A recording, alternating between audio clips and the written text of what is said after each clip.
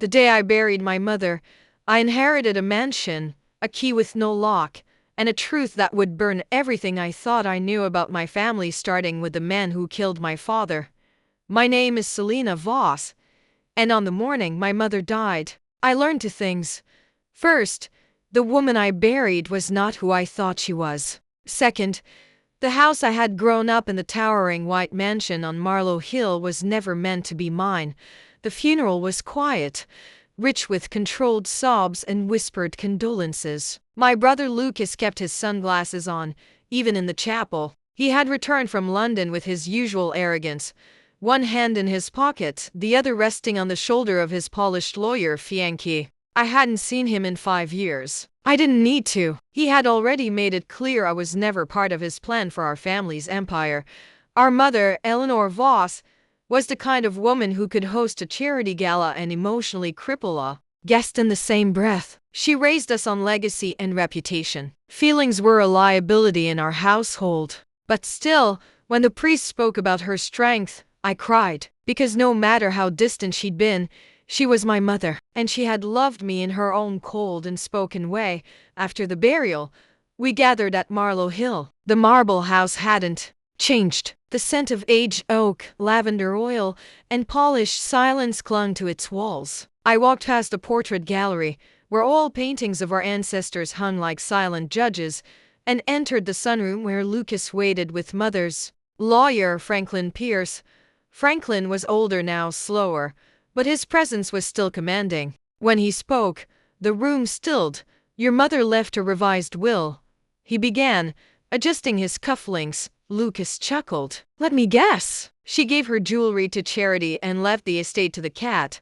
Franklin didn't smile. Instead, he opened the envelope with a silver letter opener and read, "To my daughter Celina Voss, I leave the full deed to the Marlow Hill estate, including its land and all material contents within. To my son Lucas." There was a pause. Franklin blinked, cleared his throat, and continued, "I leave my stocks, international properties, and personal investments under the supervision of Trustee Franklin Pierce until such time he is deemed capable of independent handling."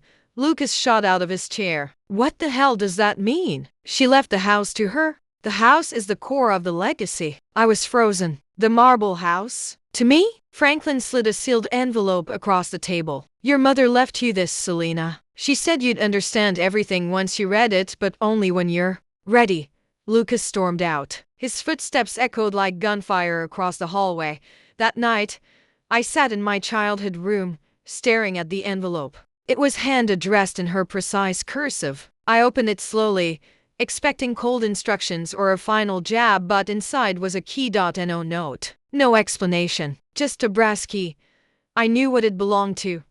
Down in the basement, behind the old wine racks, was a locked drawer in the antique piano bench my grandfather once played. I had tried opening it as a child, only to be scolded harshly. Now, heart pounding, I inserted the key. It turned with a dry click.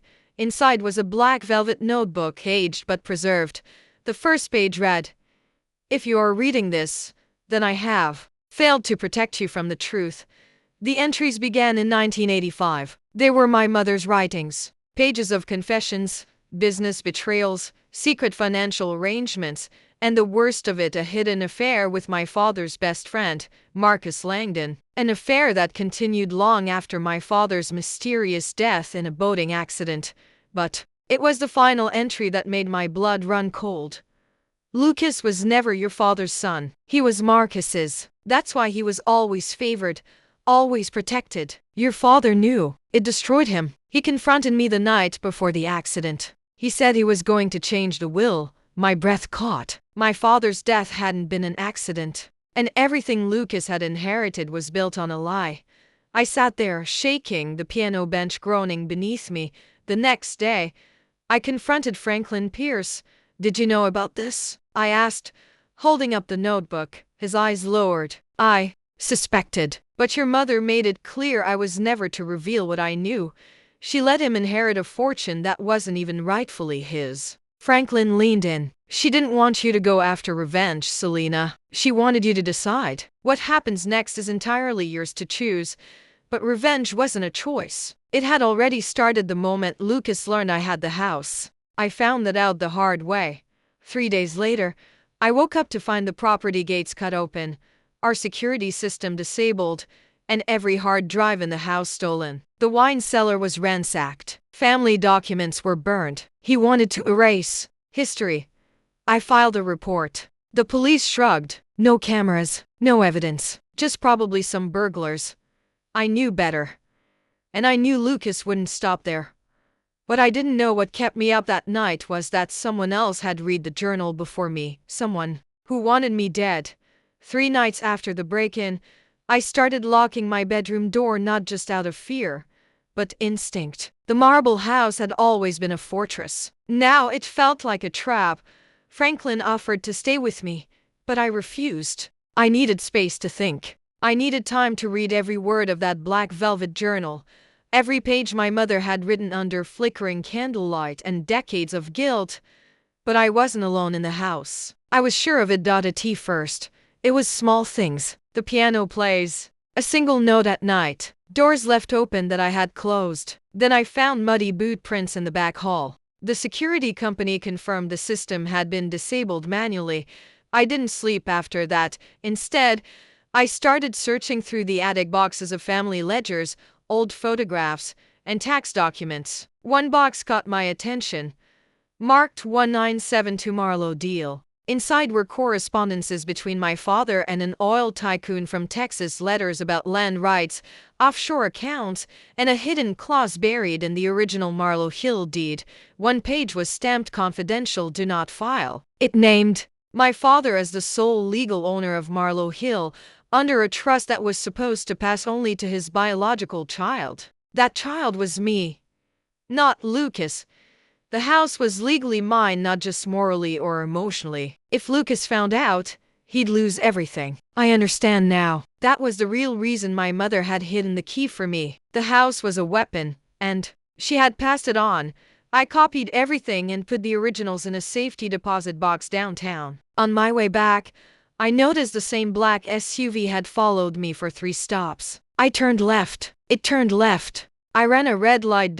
So did they. I pulled into the police station parking lot. Only then did it drive away. When I got back to the mansion, the front door was ajar. I hadn't left it that way. I stepped inside slowly. The lights were off. Silence echoed down the corridor. Lucas? I called. No answer. Then I heard the sound of shattering glass. I turned toward the dining room. A man in a ski mask lunged at me, but I had already grabbed the fireplace poker from the wall. I swung, connected hard, and he fell, groaning. But there were 2. The second one grabbed me from behind, dragging me across the marble floor. My hand found a shard of broken glass from the wine cabinet. I slashed. He screamed and ran. The first man stumbled out after him, blood on the floor. My hands are shaking. And then I saw it. On the table left deliberately was my father's Rolex watch, the one he had worn the night of the accident. I had never seen it again after his death, until now.